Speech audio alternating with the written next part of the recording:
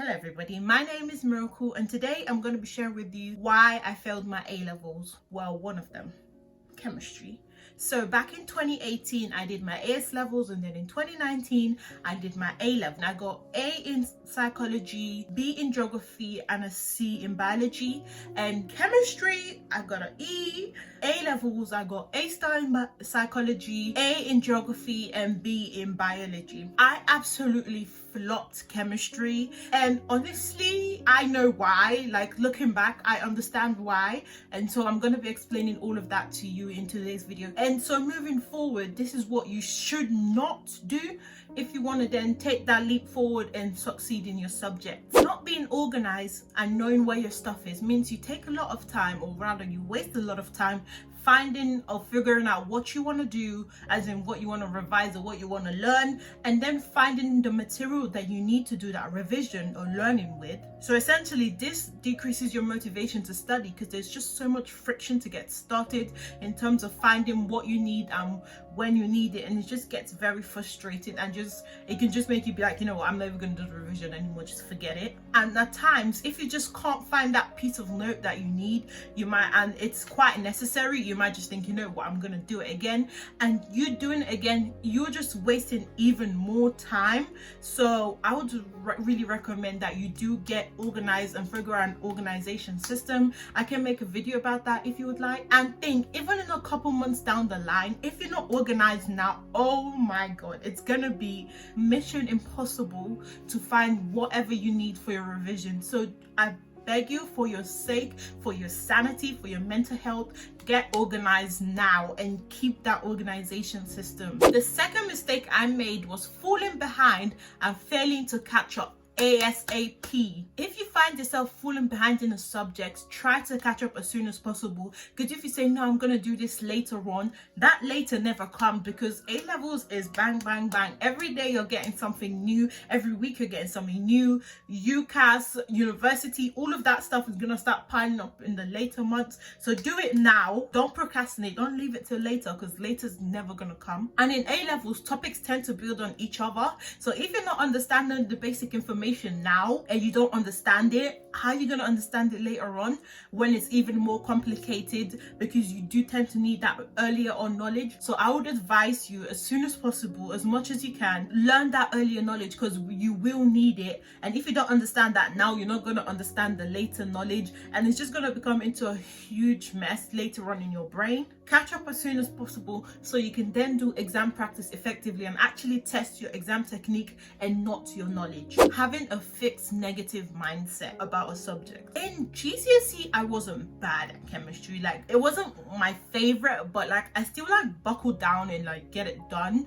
But in A level, I just went in with such a, it's really hard, everyone's confused, nobody gets it, it is what it is. And don't go in with such a mindset, because you find yourself thinking, oh my god, this subject's hard, I don't know it, nobody knows it. But people do know it. Like, people are struggling, don't get me wrong, people are struggling, but they are like actively trying to their own like ability. So that's what you need to do. I went in with a negative mindset. Even till now, I still have such a negative mindset towards chemistry, and like, I don't know why, I've just built that negative mindset in my mind for chemistry, and I wouldn't go down the career path to do it chemistry. I mean, could be that I just don't, I mean, it's okay to just not like a subject, but if you need it for whatever career you want to do, or it's kind of what you're stuck with right now, don't necessarily think of it as I'm bad at this subject. Just try to have a positive growth mindset. It makes such a difference in how well you do in that subject, on how well you actually learn in that lesson. Because if you're going in with a negative mindset, all your brain is like, I'm not doing well, and so why would that even bother? And you just find yourself doing other things and not actually concentrating and working hard to actually figure out and learn the topic. So essentially, it fills your mind with a can't do attitude, and so you lose motivation to even try, and you never end up realizing you're true potential in that subject. So I'll just say go in with a positive mindset, like I know it's hard, I know I don't like it, but I can do it. Just go in with a positive mindset. You know what, just gear yourself up, be like, oh my god, I love this subject. Fake it till you make it. Okay, the next one is not practicing exam questions effectively. Now the difference between GCSE and A levels is exam technique and how you answer questions. The only way you can master this skill is by doing exam questions or marking them with a mark scheme. Exam question practice is not for testing your knowledge. You should know your knowledge.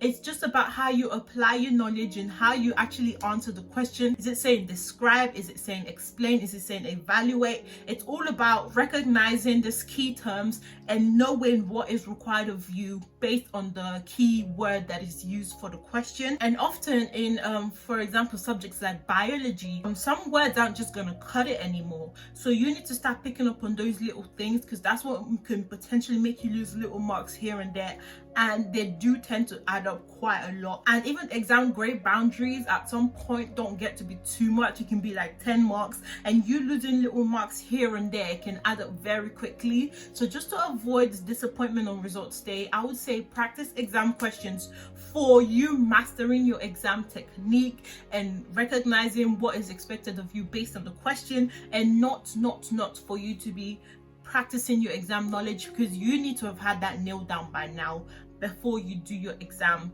practice. You're not picking a genuine interest in your subject, because I know for me, psychology was what I found the most interesting. I'd never done psychology up until A levels, but A levels, it was definitely the most interesting subject.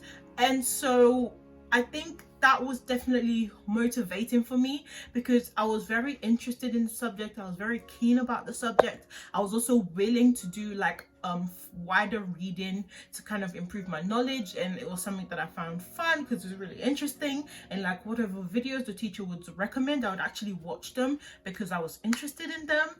And so all of this builds my knowledge, and it makes me even more motivated to actually revise and study the subject, because I like it and I find it interesting.